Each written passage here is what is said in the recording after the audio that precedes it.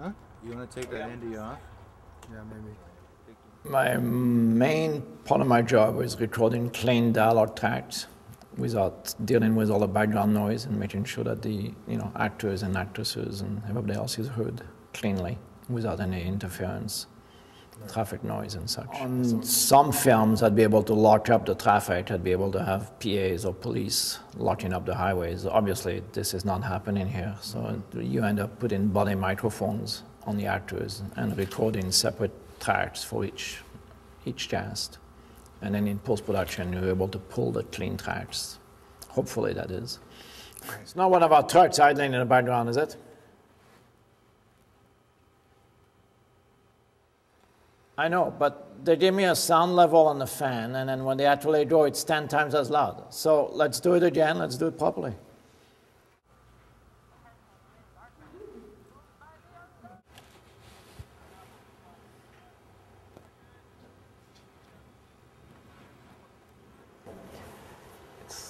It's like 29% technical ability and 70% how you interact with people on set. Because a lot of my job is dependent on if the electricians are making noise or if there's, I've got to be able to deal with those people. I've got to be able to deal with the actors and ask them. Sometimes they can't do certain things because they'll hit the microphone if they have a microphone on their chest.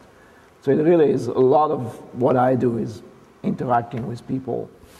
A big part of my job is also keeping track of all the sound notes, which cameras, how many cameras we're using, how many takes we've done, so that post-production is able to dig it out afterwards.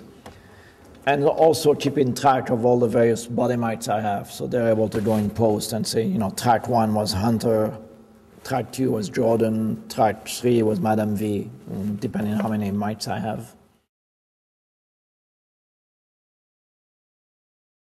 If we get into a situation where the dialogue on location is not usable because of, just a moment ago, they added a very noisy fan to move some leaves, then the dialogue will have to be replaced. So they'll bring Brooke in a sound studio somewhere, probably in LA or Vancouver or wherever it is, and then she'll replace all her dialogue. It's also called looping at times, but it's automatic dialogue replacement. So they'll play the visuals information. She'll hear her line that was recorded on location on headset, and she'll repeat the words and record it clean.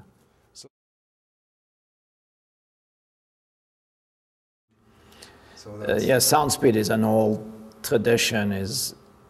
Years ago, the recorder that they used to use took a while to get up to full speed, so you always waited until the sound mixer told you that the machine was up to speed. All it means is I'm actually recording. Now it's actually more than instant. Those machines records 30 seconds before actually roll. Okay. So, but it's an old term, and we still use it. Tradition is big in the film industry. So it's almost like the audio equivalent of rolling. Yeah.